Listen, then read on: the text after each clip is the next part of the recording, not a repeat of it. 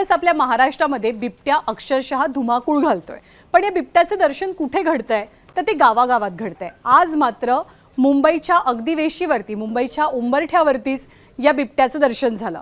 भाईंदरमधल्या एका परिसरातल्या लोकांच्या सकाळच उगवली ती या बिबट्याच्या दहशतीमुळे। पारिजात नावाची सोसायटी भाईंदर पूर्व परिसरातली आणि या पारिजात सोसायटीमध्ये एका सदनिकेत या बिबट्यानं ठाण मांडलेला। बिबट्या इमारतीत शिरलाय किंवा बिबट्या आपल्या परिसरात आलाय याची माहिती मिळताच संपूर्ण परिसरात खळबळ माजली। तब्बल 7 तास या इमारतीमध्ये बिबट्याचा थरार रंगलेला। अखेर वन खात्याचे अधिकारी आणि अग्निशमन दलाचे अधिकारी यांना बिबट्याला जेरबंद करण्यात यश मिळालं।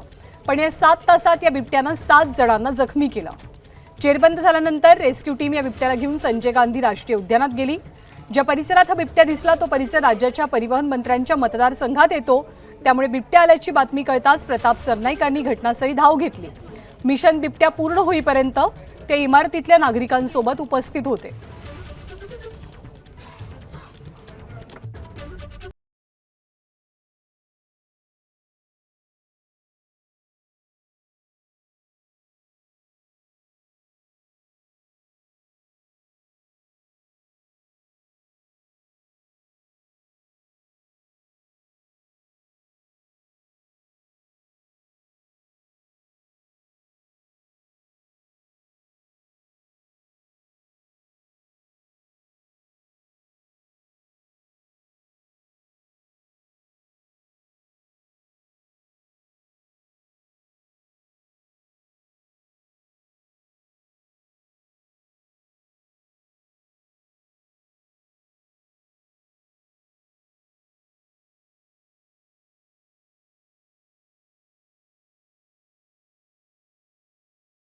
शुद्ध करण्यात आलं।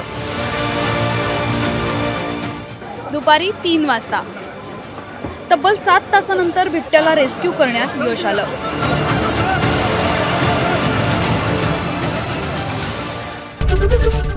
एबीपी माझा, उघडा डोळे बघा नीट।